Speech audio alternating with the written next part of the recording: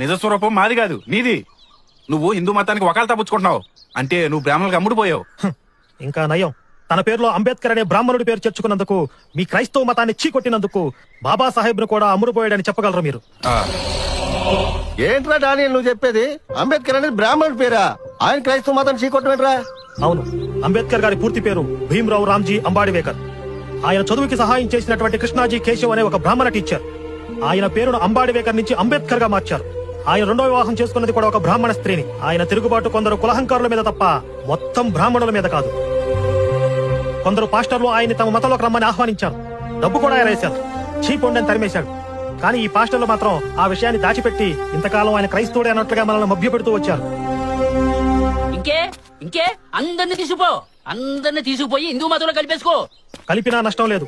అక్కడ కానుకల కోసం కొట్లాటలు లేవు, దశమ భాగాల దోపిడీ లేదు, రాత్రి పగలు ఏడుపు కొట్టు ప్రార్థనలు లేవు, స్వస్థతల పేరుతో దొంగ సాక్ష్యాలు లేవు, అన్నిటికీ మించి ఆయిల్ డబ్బాల వ్యాపారం లేదు.